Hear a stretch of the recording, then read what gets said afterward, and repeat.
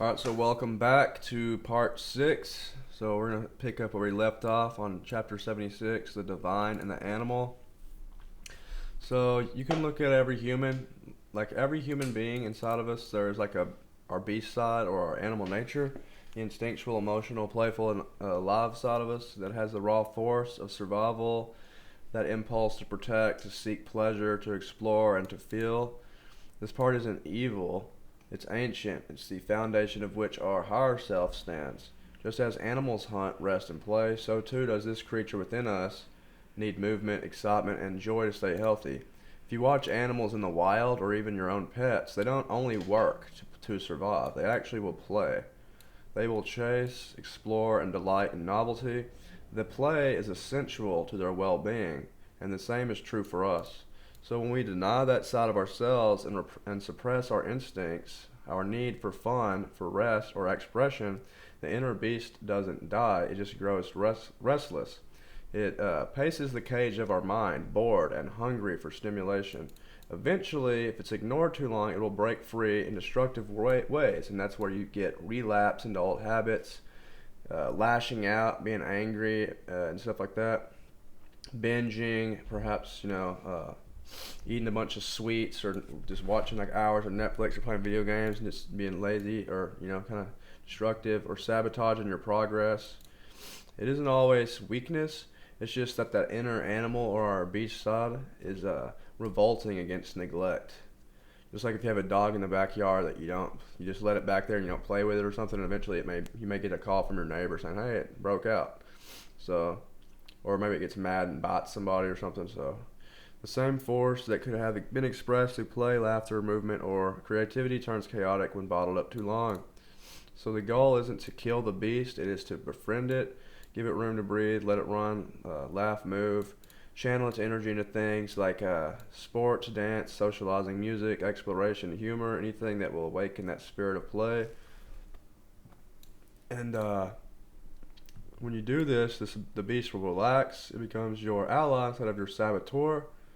It lends you its strength, its vitality, its passion. The divine and the animal begin to move in harmony, instinct, serving higher purpose. And I don't know if I can mention it here, but like when we're talking about play and like movement and all of that, a lot of people kind of treat their inner beast, their animal side, kind of like a lot of people do dogs or their pet dog. Like instead of like taking, a lot of people, I've seen it, like where you have like a dog locked up inside all day and you don't want to take it for walks or you don't want to, take it outside to run around. They just will throw the dog a bone, literally, or a dog toy. Here you go, shut up and sit in the corner. And just distract yourself with this. And when you die, and get overweight and whatnot and eat like crap. And, so you see that a lot with like people who like kind of, with animals like that they neglect.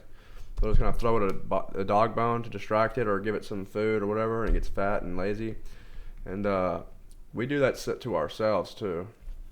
Well, the dog bone happens to be like video games, Netflix, a big bowl of ice cream.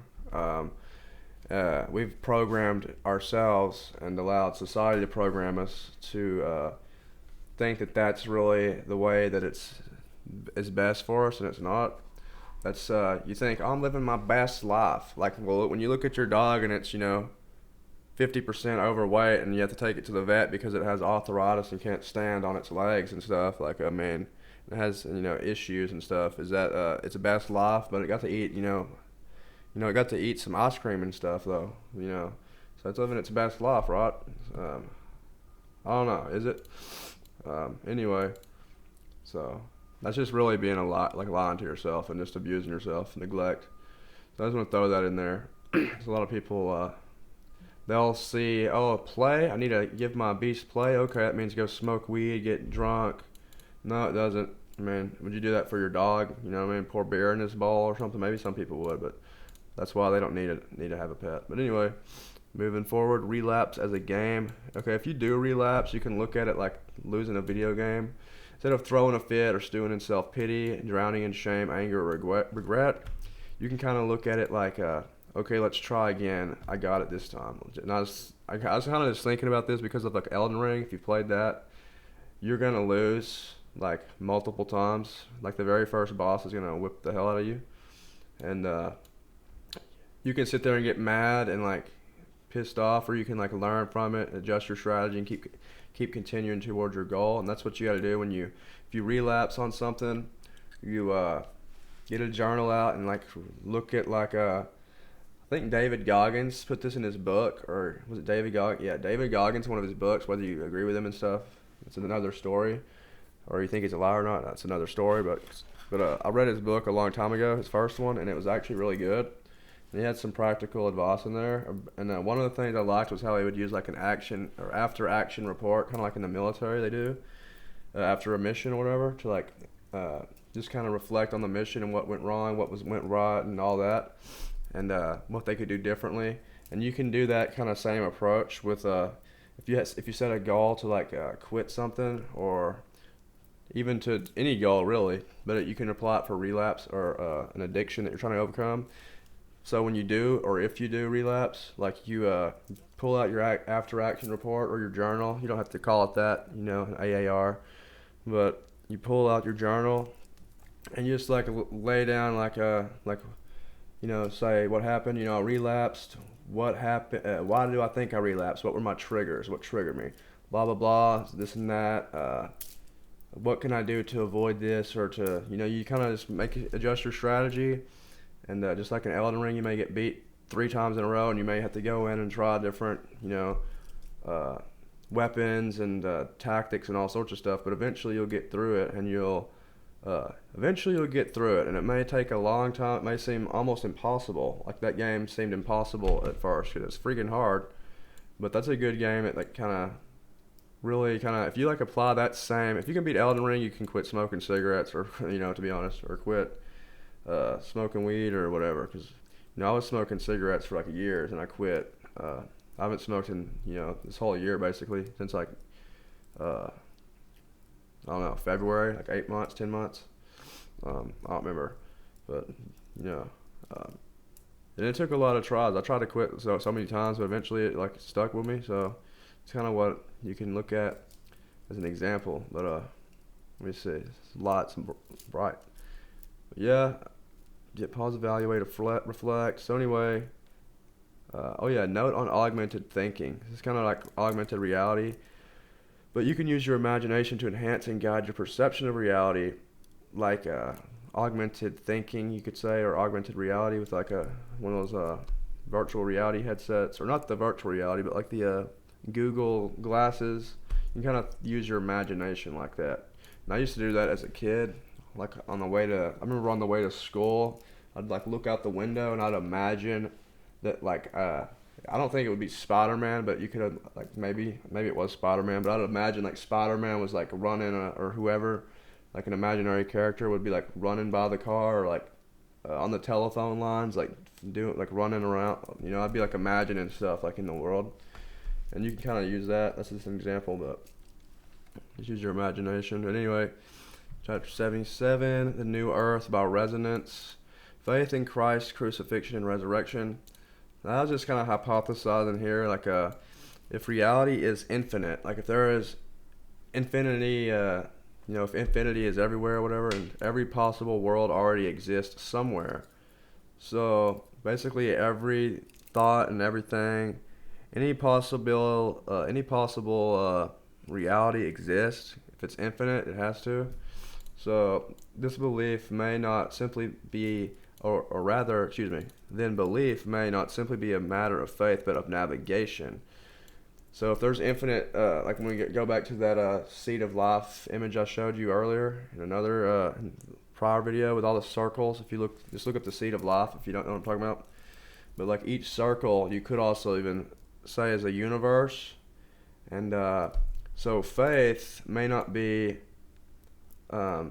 Or a belief may not be simply a matter of faith then, but of navigation. So basically, whatever you believe, every conviction, every thought, every vibration could act as a tuning fork, aligning your consciousness with a particular version of reality among the timeless or the endless timelines. So in other words, just to sum this all up, so we don't have to read all of it, but if you have, say we have two timelines, like just to make it simple, say you have you're looking at two alternate timelines in two alternate realities. Say in this reality over here, Christ died on the cross and rose from the grave and saved us from hell or whatever, and we go to heaven. Like, you believe in Christ, in other words. And then in this one, Christ didn't die on the cross and raise from resurrect for our sins and all that. So you have two timelines, and based on whichever one, like if you believe, like you're tuning into this timeline, so yeah, your belief alone shifts you over here to New Earth, as they call it, and you go to this timeline and carry on and go to eternal life and all that. But this one, if you don't believe, then you're tuning into this other timeline, and that one crashes out, literally, and fizzles out and ends in nuclear holocaust or whatever, and the Great Reset. And then, so basically and maybe you have a third one over here who believes in, Hinduism or, something completely different, and they go to this, tune into this alternate timeline. Maybe they believe in aliens will come down and save the world or something. And that belief may literally just tune you in. And I don't know if I put it in here, but it kind of reminds me of, in the Bible it says, the Father's mansion has many rooms. And that could be like, the many rooms could be like different freaking, like realities, different timelines, or, alternate universes. And even when you dream, you could be going or visiting one of these different realities. This is like more of a hypothesis, but kind of made me think like, if there is infinite timelines, and who's to say that your belief doesn't, like you hear about people saying raise your vibration and ascension and all that, and it's possible that if you are, if there is infinite, which I think there is, infinity, there's at least infinite possibilities. So your belief literally may like create that resonance that allows you to join that timeline or whatever like that. So the forgotten power of childlike faith. So perhaps this is why as children we are programmed to lose faith. We're taught that blind belief leads to betrayal. Stories like Santa Claus, Tooth Fairy, and the Easter Bunny do that. These early disillusionments shatter our trust in the unseen, leaving us skeptical, and that could be by design. What if in teaching us to not blindly believe, the world also trained us to doubt the very mechanism that actually connects us to higher realities, the creative power of faith itself? So if belief truly acts as a tuning fork, then aligning consciousness with different layers of reality, aligning consciousness with different layers of reality, then the systematic destruction of faith in childhood may serve a hidden purpose to anchor humanity within the lower frequencies of doubt, limitation, and materialism keeps consciousness from escaping into the higher resonances or the mansions of the Father's house, like we were talking about, where faith naturally opens worlds, new worlds. And even the Bible says, like many times, about how faith, if you have the faith of a mustard seed, you can move a whole mountain. And you can kind of see, and this may tie into manifestation and all that, like how it really does seem like the more people believe that the world is bad and a prison, like you see all these people just complaining about everything, and the world's a prison and the Matrix, and it's a lot of doubt and like dystopian, like hopelessness. And it's almost like it almost like feeds it and like almost like manifests more hopelessness. So, and when people are more positive, and you can see this in your own life, the more positive you are, it seems like, he that hath, like it says in the Bible, he that hath shall be given more unto, I think it says, and he that hath not shall be even what he hath shall be taken away. In other words, if you have and have a bunch of stuff in abundance, or at least believe that, you'll get more. And for he that hath not, or is a complainer and a victim mentality, doesn't have anything, they'll lose everything they got. And I've seen that a lot. Actually, every friend I've had that, every friend or person I've seen who has been, and even myself included, gets in that, if you get in that state of like kind of victim mentality or complaining, and like seems like almost like it's like an avalanche effect, you know what I mean? Like whenever you have good days, like you just keep having good days, and when you have bad days, you just keep having bad days. And it's more like, I think that really has like on some quantum level, maybe like that you are kind of attracting that in a way, or or aligning with it, you could say. Not even so much that you're attracting; it's more like a radio. You're tuning in with that reality or that and then people can like change like really quick just by changing their mindset too. But anyway, maybe childlike faith was never naivety at all. Maybe it was the original key, the forgotten frequency through which consciousness once created freely before the veil of doubt descended. And then here's the verse, John 14:2. In my Father's house are many mansions. If it were not so, I would have told you. I go to prepare a place for you. Okay, so next is the voice of the body. And this is actually, I put this on here. I wrote this a couple of weeks ago or whatever, and now I'm seeing on Instagram, because I was getting on there, and I was seeing a bunch of apparently scientists, maybe on YouTube as well, like saying how speaking out loud can actually affect your body, and it's really interesting that's kind of like a confirmation for me to when I wrote this down. So, and the reason is, we'll get into it, but there's something powerful about reading out loud. If you think about it, something that goes beyond the mind and into the realm of vibration. So when you read, you're taking something that's like just in your head, and you're like speaking it out, and it's like actually vibrating. So when you read silently, the act remains just in the mental sphere.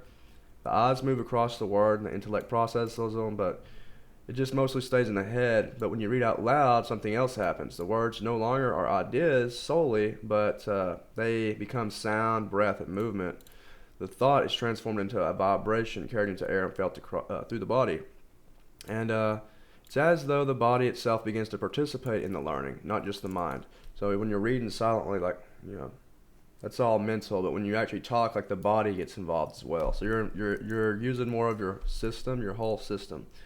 And the vibrations of your own voice move through your chest, bones, and cells. So you can kind of look at it if you wanted to, like the waves ripple. You kind of look at it like a pond, like dropping a pebble in a pond, like you're sending ripples through your whole being. And we'll continue on, but before I say that, but you could kind of imagine it like your cells, if they were like listening to you. It's almost like you can program your own cells, and we'll get into it more because there's some stuff in here. But perhaps this is why sacred texts like the Upanishads were meant to be spoken, not just read. And I put this here because I was reading the Upanishads, and I'll just show it again. I showed it in the other book. I'm reading the Upanishads. It's like a Hindu text, and I'm supposed to read it out loud, and I didn't really know that. Actually, I don't think, but I always I got into like a habit before even reading that. Like recently, I got to where I was like wanting to read out loud. And the reason I wanted to read out loud, why did I start doing that? The reason I started doing that was, one, I wanted to exercise talking more, I thought it was a good way to exercise speaking and stuff, and I don't know, maybe that's the only reason, but for some reason I kind of thought that speaking it out, I don't know why, it was almost a subconscious belief that speaking it out made it more powerful or something. Maybe I heard about this, but anyway, the ancients knew that truth wasn't meant to stay trapped in thought. It had to be breathed into existence. Sound was seen as a carrier of consciousness, and to speak divine truth was to embody it, to tune one's whole being to that frequency. And this is why music is also so powerful too, because it's, it literally programs people's mind and body. And one way you can tell that on the body part is there's a big difference with how you feel, in your body, when you listen to heavy metal, rap, or country music, just any genre. You just listen to some of them, just notice how you feel. I'm not saying any of them's bad, but they definitely evoke different states in your body. Not in your mind, but in your body. You may feel anxiety, you may feel pumped up, ready to work out, or you may feel relaxed and chill, want to take a nap. So it's affecting your body too. And this takes me to body memory. If you worked out, you can I don't know if this is the same exact kind of body. Oh, that's muscle memory. Never mind. But in a sense, reading aloud programs body memory.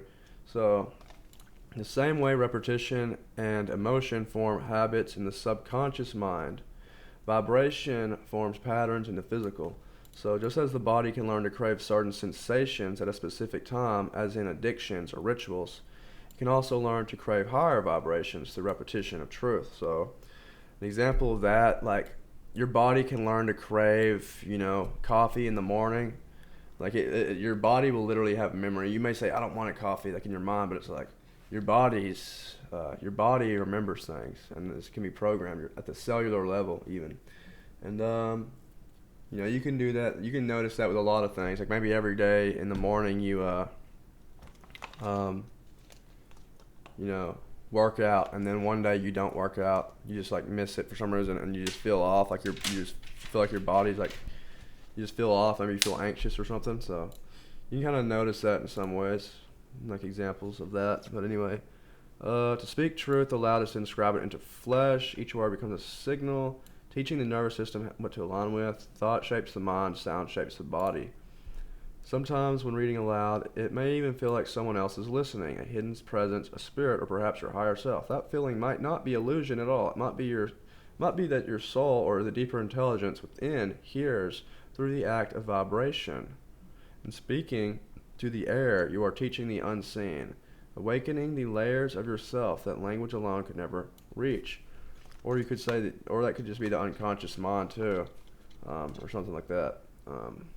Because again, like we said, the unconscious mind is very related to the body, if not just an extension of that, or the body is an extension of the unconscious mind, because the unconscious mind is in control of like your organs and reactions and all that, the stuff you don't think about doing,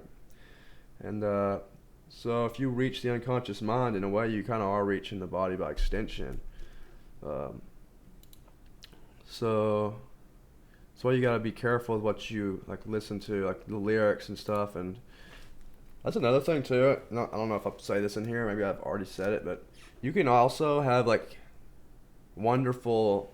Listen. Well, the lyrics are good, but then when you like strip the lyrics away and just listen to the music, it's like jarring and like you like makes you feel like anxious. Like I've seen that. Like it just kind of makes you like restless or like anxious or like off.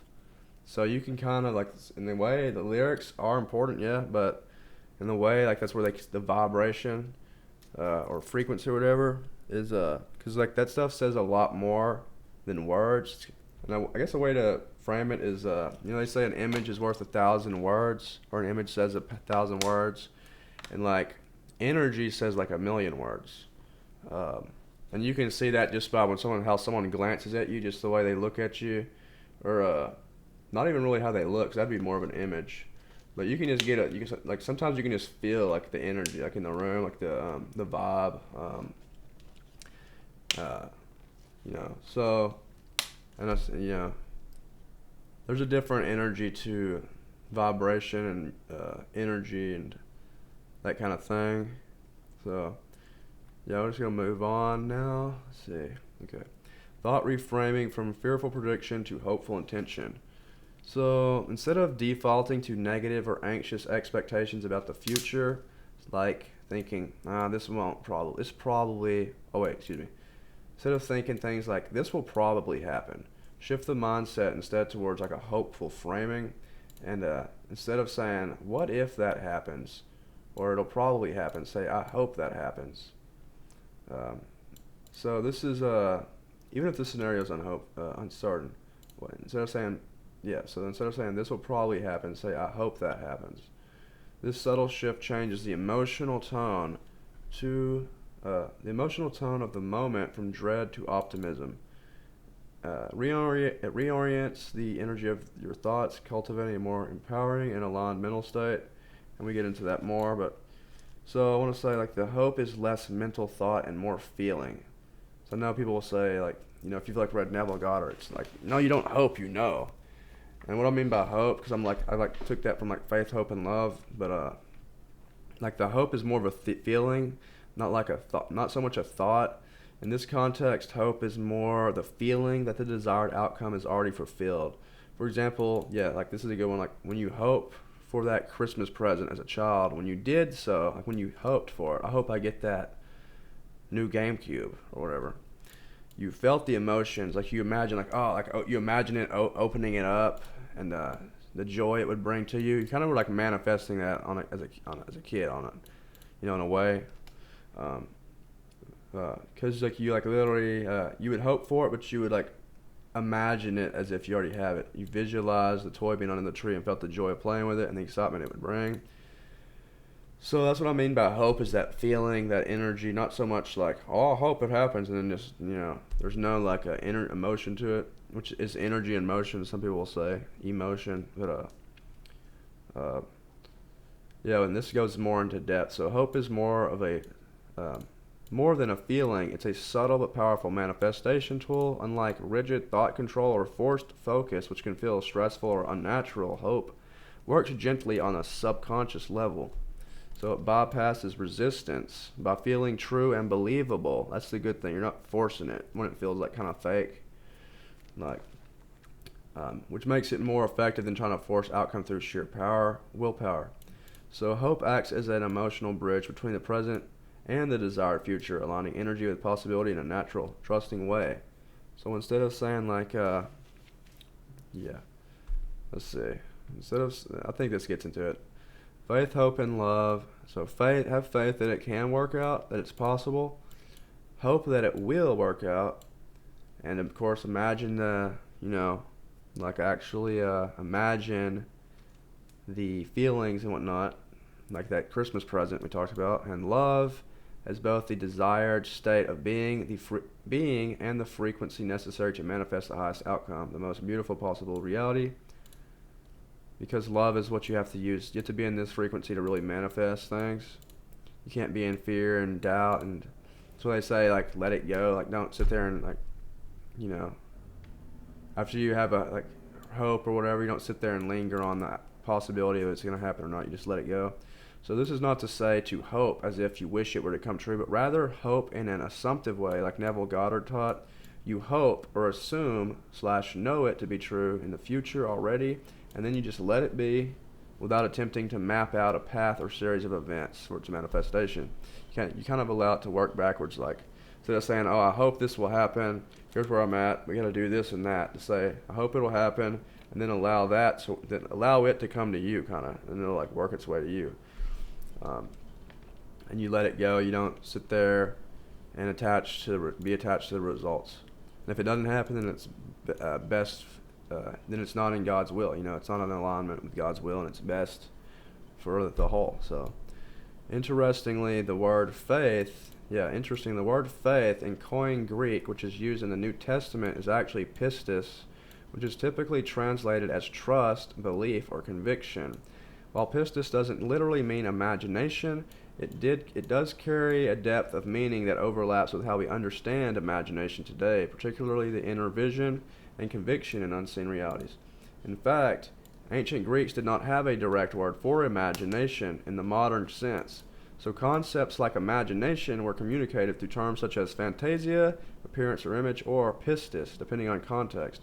In spiritual language, pistis could function as the closest equivalent, a belief so strong it shapes one's experience and perception and experience. So, when Jesus said that the faith the size of a mustard seed could move mountains in Matthew 17:20, it's thought-provoking to consider whether this referred not just to blind belief, when people say faith, like have faith, like just blind belief, but rather to the kind of inner conviction and imaginative certainty.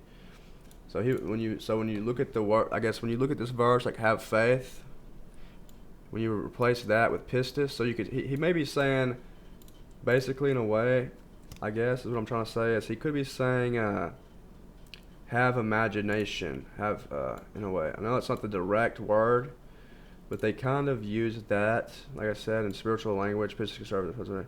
You can look that up. I believe so strong it shapes one perception. Because the word pistis aligns with that. And that's actually the word they used anyway. But when it translates to English, they put it as faith, which really, I don't think does it really that like justice, to be honest. depth of meaning that overlaps with how we. Yeah, it's more like imagination today. You can look that up and see what it means, but I just found that interesting because this resonates deeply with so-called New Age teaching.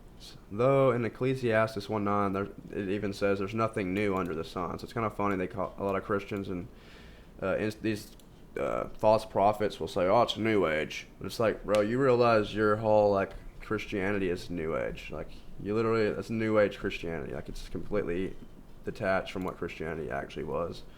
So like if anything's New Age, it's like y'all's regurgitated form of Christianity that needs to be like reflected on because it's completely false, bro. That's why you have literally a million different denominations in Bible translated text and stuff, because it's like the father of confusion jumped in here, the devil, and said, let's twist this shit like a pretzel. Anyway, so concepts like the manifestation and the law of attraction echo this ancient wisdom, the belief that belief, intention, and inner vision hold the power to shape the world around us.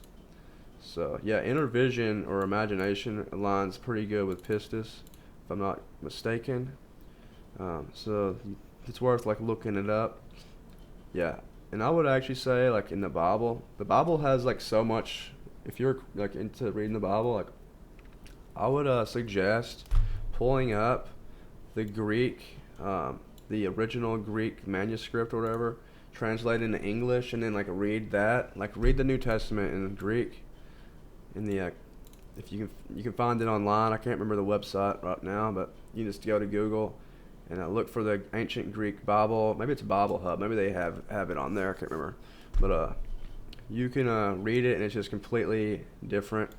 And you'll see like words that have like three meanings, and they'll take the one, like the translators take the one that best fits their agenda, or whatever, or bias or whatever. So just interpret it, I guess, for yourself. Like, and that's how you actually study the Word of God. You don't have someone spoon feed it to you. That's not really studying. That's being taught, not learning. That's being programmed, not seeking. So anyway, symbolic vision and conceptual thought. So some insights don't arrive through linear thinking. They emerge as symbolic visions or inner daydreams.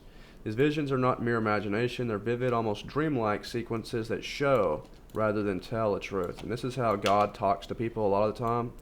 A lot of people, when you say, yeah, God showed me, or that's what a lot of people will say, or God told me, or they'll say, oh, you hear voices in your head? It's like, no, it's not like that, bro. That's not how God shows you or talks to you. God talks to you in like kind of like the same way you talk. Like a lot of the people now with text messages, you'll send an emoji in you'll send like a little, cucumber emoji or whatever, eggplant, and what that's about, I mean, it's like, yeah, like an eggplant with like drops of water or something, like showing like some sexual suggestive stuff.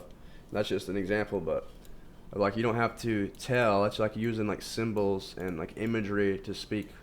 Like an image says 1,000 words or whatever. So that's how God kind of will speak, is like through imagery, like perhaps, I mean, I don't know any examples really off the top of my head, but there's a lot of ways you can look at that.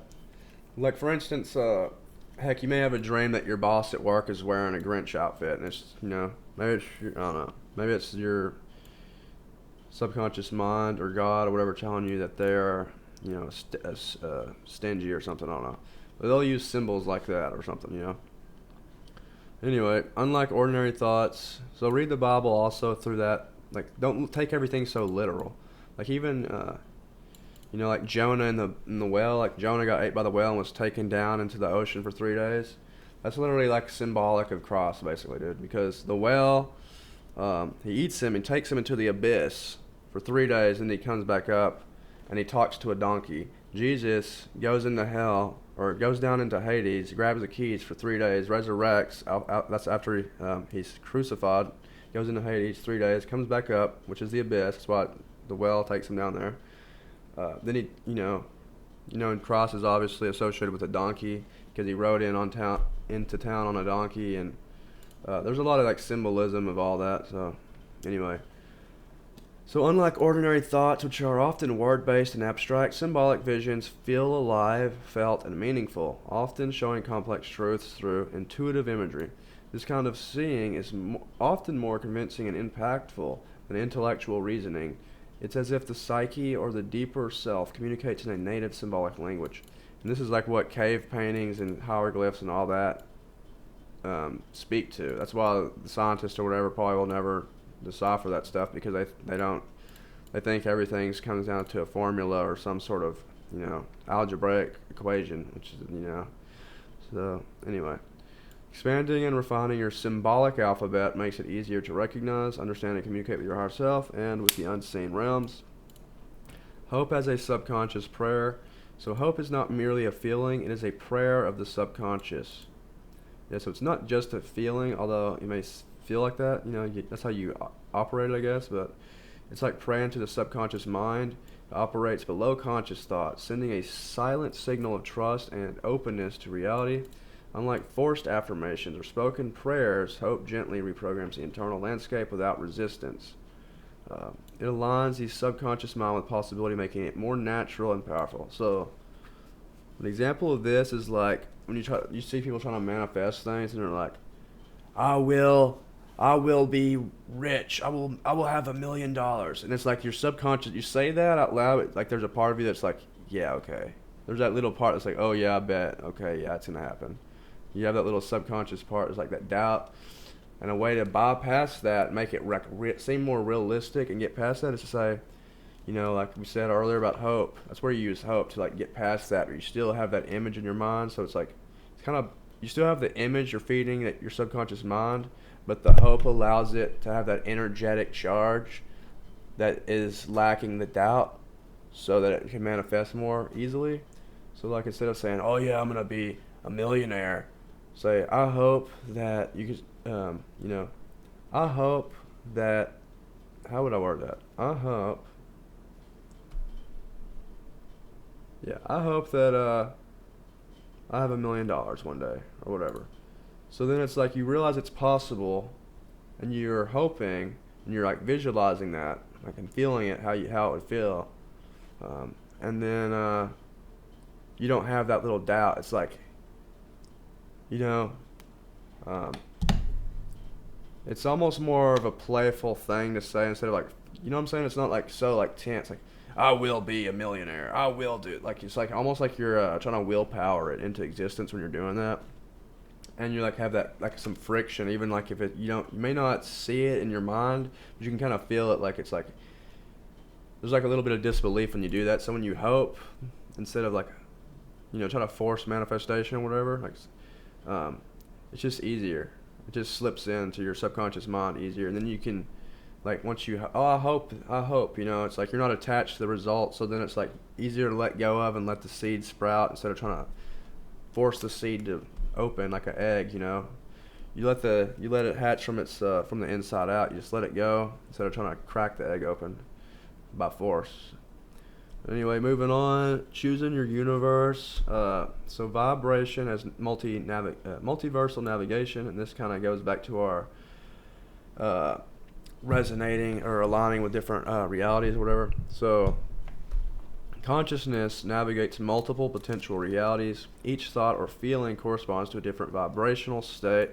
These vibrations act like frequencies, like on a radio, for instance, like tuning into a radio station, that place us within particular universes or emotional or experiential realms within a broader multiverse. So emotions and thoughts can be symbolized by colors or other sensory metaphors, like the 7 colors, 7 musical notes, 7 feelings, helping to visualize how shifting interstates moves you between realities. This model offers a dynamic, fluid view of existence akin to psychedelic trance, visuals, or cinematic daydreams, where inner experience is both narrative and spectacle. Imagining such scenes is a powerful tool for understanding abstract processes of conscious. Okay. So hope and perception acts as a multiversal projection. Feeling hope and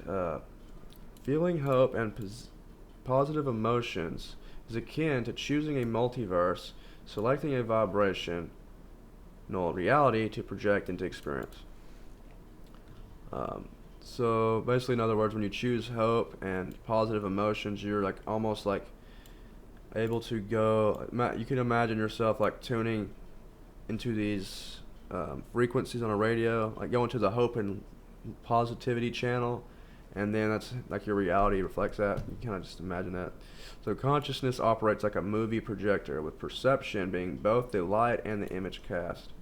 So like basically your belief is projecting reality here.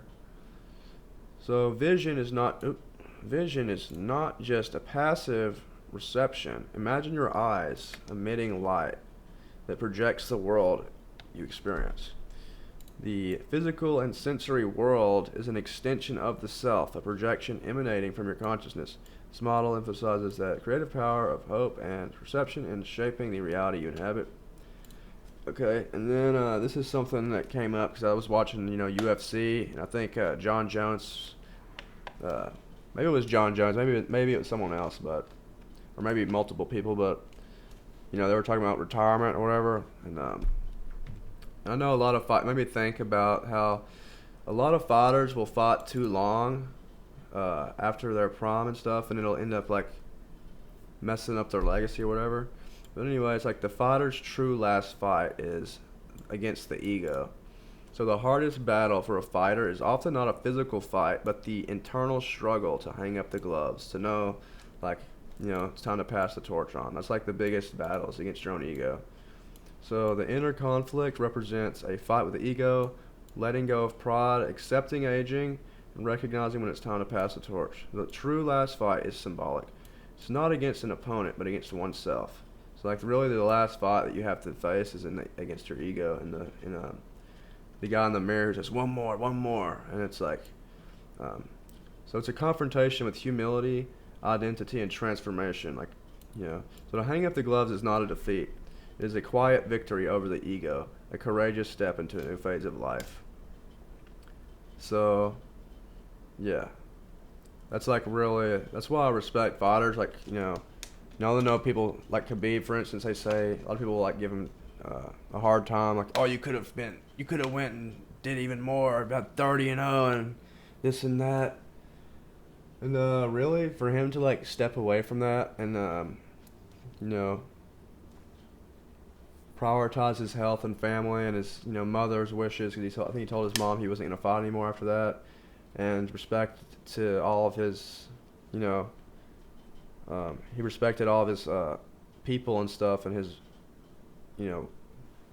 team and everything, and passed the torch to Islam, and he allowed other people to have their shine. So that's like, in my opinion, that was like really admirable to do that, because a lot of people would say, oh, I'm great, I'm too good, and they'll keep going and they get beat, and they usually fall off. Like if they once they usually lose, when they lose to this guy, then they start losing to everybody else anyway. So to go out on top is to really beat this and let go of pride, accept aging. Like Khabib will tell you, after 35, most people go downhill. Like no matter who you are, if you think you're better than that, then you're probably fighting your ego, and gotta overcome that.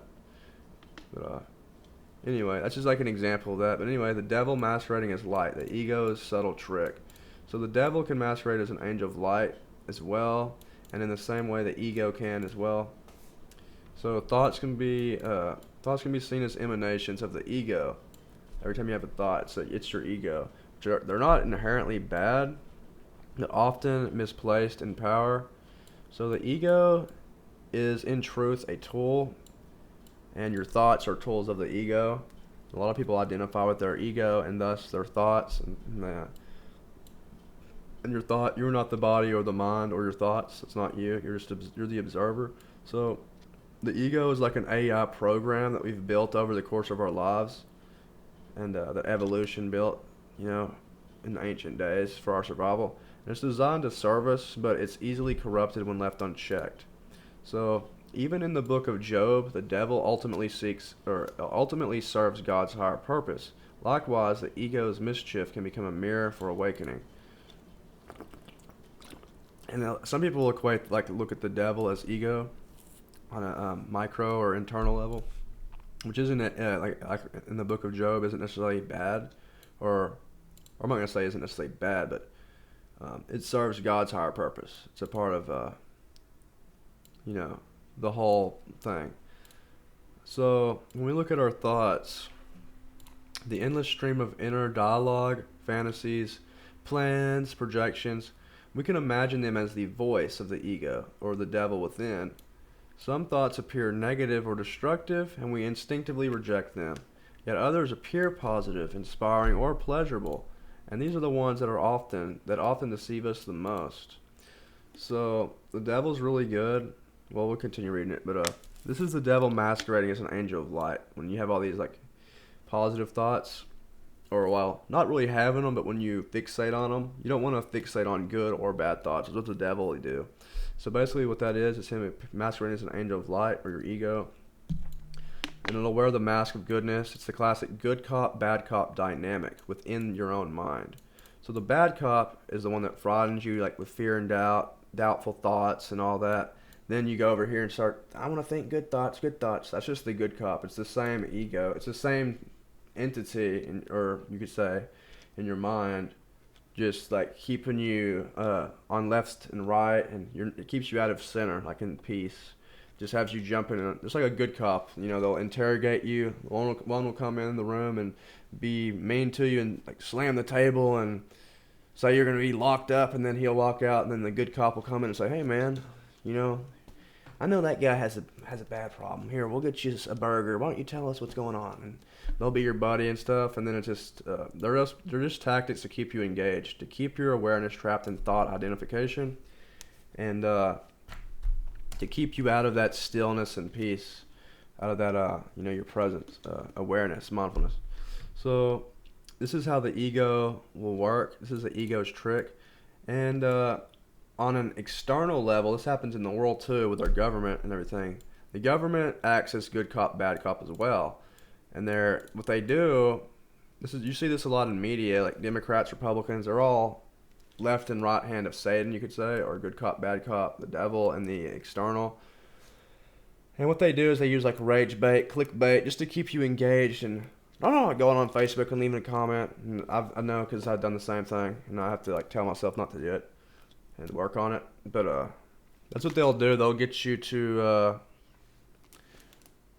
don't like them, they're the bad guys, and then let's go look at the good guys and yada yada and good cop, bad cop. So that's like an external version of that, but it's all just to keep you engaged. It's all just engagement, to keep you distracted, to keep you your eyes in the drama rather than in the peace. And that way you manifest more drama, and they get more energy and power, and they can continue to run their show. That's what it is. It's kind of like there's a theater. And imagine the world's a theater, especially politics and the elite. Say the elite own a theater, and every time you pay attention or give attention to the news, politics, drama, all this stuff you see in the news, left and right, bickering and arguing, and governmental elite conspiracy theories and all this. Every time you do that, it's like you walk into the movie theater or that theater, and you buy a ticket. So when you're buying a ticket or giving them attention, you're just keeping the whole thing alive. You're actually keeping the system alive, and that's how this whole thing works on a global scale. And Andrew Tate did say it best, whether you believe it or like him or not. He said, attention is the new currency. And that is true, because if you think about it, what would happen if everybody stopped watching the news, completely unplugged from politics, and, just focused on spirituality and God and like living, like honestly, the whole thing would collapse. There would be not collapse in a bad way, but all those people would lose a lot of money. They wouldn't be getting a lot of the engagement, because they make a lot of money on engagement. Advertisers online, people watch their videos and the advertisement comes up, they get a cut of that. Sponsorship, selling you random crap, be it good products or not, they're trying to sell you something. Uh, and it's the good cop, bad cop thing. It's like a, you know, it's all just a show, dude. So, a lot of it. So really, again, they're kind of like government politics and the elite and all that, or whatever. Kind of like the devil in the Book of Job testing us. And it's best to just unplug and have faith in God. And like honestly, just imagine if everybody in the world, like hypothetically, just became a freaking a monk, and we all farmed and made our own food and grew our own food and raised animals and stuff, and just completely said we don't need politics. We're gonna just govern ourselves. Um, like these people would realize that they're not gonna be able to fill the seats in their theater and make a bunch of money, so they'd have to shut down and sell it and go do something else. That's the thing with that. So I don't want to harp on politics too much because I could, but it's not worth the time. But anyway, that's the whole point. Is the ego will try to play good cop, bad cop. Like in politics, is like an external way of seeing that. They're all. That's why it seems like just to say one more thing. That's why and I voted for him twice. But like Trump was. That's why you see him in all those wedding pictures with the Clintons, and they're all friends and stuff. They're all buddies, bro. It's all just good cop. They're just acting. They're all actors. And don't hate them or nothing. Just like be appreciative. Like be appreciative of them. Like Job was probably like appreciative that the devil did that because it made him a better person. So I just look at them like sparring partners. If you're like back to the UFC thing, I look at the elite and stuff. They're like sparring with they're like spiritual sparring partners. Not physical, but every time something like that headline pops up that's supposed to trigger you or make you mad, be like, thanks for showing the holes in my game, sparring partner. I will be better for it next time. So anyway, so true liberation comes from when you stop oscillating between the two poles and recognize the whole game. When the ego is no longer your master, but your servant, which is funny because that's what government's supposed to be, as public servants. So you can see this on a micro and macro, but anyway, when the ego is no longer your master, but your servant, it begins to function as it was meant to. A useful interface between the infinite and the finite. The internal crucifixion is this: the death of the ego as a ruler and its rebirth as servant. It is not annihilated but transformed. Thought remains possible, but it becomes intentional rather than compulsive thoughts. See, that's the thing with even positive thoughts. You can be worrying about stuff and then all of a sudden be like just over here fantasizing about positive things, but you're still not present or mindful or at peace. It's not peace. But when you do rebirth your ego, there is peace, stillness, and clarity, and you can just call upon your ego or your thoughts, to solve a math problem or to plan your workout regimen or to write a book or whatever. You call upon your ego then, as God called upon Satan, to serve him or whatever. So instead of it dragging you around like a dog on a leash, So the mind no longer masquerades as light, or an angel of light becomes a vessel through which light shines freely. So living in the universe, embodying infinity beyond intellectual knowing, living the universe. Right. Simply knowing that you are infinite or the universe is not enough. You have to live this truth daily to make it transformative. So when this perspective is integrated fully, felt in the body and mind, it can shift your entire reality and outlook instantly. Without embodying it, the idea can become a background thought, easily forgotten amid everyday complaints or limiting beliefs. So whenever you're walking around in the world, just realize one way to look at it is you can kind of imagine that you are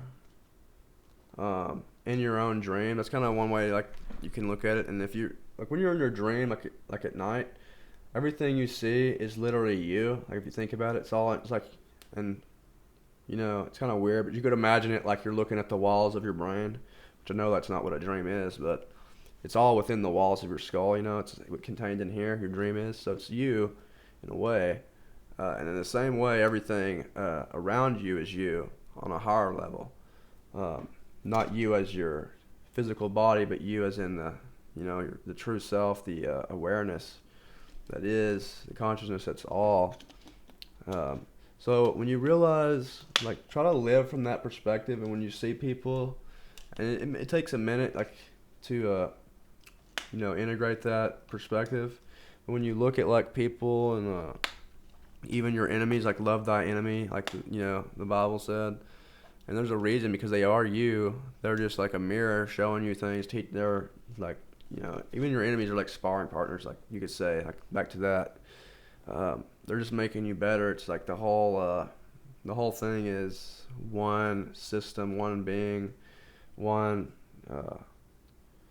one consciousness, one love, as they like. I think they said like in. I remember hearing that like in reggae music. I think, but like everything is one, and it's easy to forget that if you're not like trying to live that. But hope, not belief, is the fuel of true manifestation. I think this is just real quick. Hope as the core of manifestation. So manifesting isn't just belief, but hope. A focused, open, and ended intention without desperate attachment. Focus of manifestation, awakening, not fame or power. Focus of manifestation, awakening, not fame or power. True. Okay. So, in true seekers, manifestation energy is or was dedicated mostly to awakening. The collective rise, and that's why other mundane desires didn't seem to manifest for them. Okay, so this is what it is. Okay.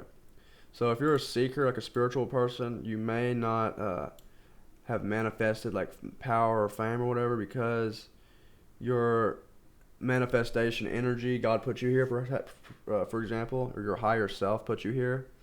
It's like you wrote your own script. You may have forgot it, but you wrote your own script. And like for some reason you may be like, why can I not manifest this and that, but they can? And well, maybe that you chose you not to manifest all that stuff, this right here, fame and power, or riches or whatever. Instead, you may have manifested here solely to use all that energy on manifesting heaven on earth or awakening the collective rise. And that's why your energy didn't seem like your higher self didn't allow that to go into those other things. Because, and this is what a lot of the elite will find out probably soon, but here's the thing, like God will allow, and he allows us to manifest if it's in alignment with with his plan. So a lot of these elites think that they're super powerful and can manifest reality and can control it, and God has allowed that because it's been in alignment with his plan. To, like I said, like the devil can mess with Job and stuff because to make Job more faithful and stronger in God, and it actually uplifted Job.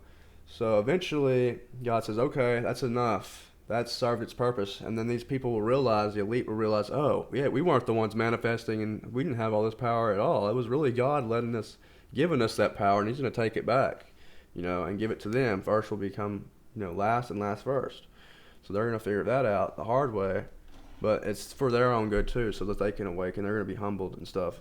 So, God's awesome. His plan's awesome. So, but that's the whole thing, is they're going to realize that, manifestation is awesome and it's a gift from God, but that gift can be taken away. And that's why, though, that for some people things don't seem like they work. And manifesting, it seems like you can manifest everything you want over here, but when you want this one little stuff, it's like maybe you want to be rich or whatever, or to be famous or whatever. That's why it doesn't work, is because God's like, that's not for you. Like, you have this over here, you just don't remember it yet. It'll make sense. Just continue doing what you're doing. And then, so I just threw that in there. So, controlling collective reality creation. So the idea that bad souls or controllers manipulate collective reality programming, like the elite, for instance. But once we awaken, we collectively neutralize their control. That's the harvest or cosmic reset vision. So again, that's what we're talking about when they realize that the elite are the bad souls that seem like they think they're controlling collective reality through programming. See, they, like we said, we manifest reality collectively, but again, that's only so long as it's in alignment with God's will, and that's about to branch off because he's only going to let so much he's used their own sword against them, so to speak. So he allowed it, but it's like Aikido, like you use your enemy's own, or martial arts where you use your enemy's momentum against them. So they're gonna get, eventually they're gonna realize, oh, we're not the ones manifesting reality. This isn't working anymore. And it's like, yeah, God's vetoing. It's kind of like the president, or how in the politics you can have it's been a while since I studied that, but you have like the presidential, the judicial branch, and the legislative, and I think the president can veto, and that's kind of like what the higher self can do. You can say, nah, I don't like this, and like, no, this isn't gonna happen. So I don't like that. It's not in alignment with my plan. So he will like veto it, and that's what will happen. And they'll realize, oh, we didn't have all this power. It was God letting us do this for a little bit. So, so death, spirit, and enlightenment. Enlightenment before death frees you from control in the dream, astral, or spiritual realms.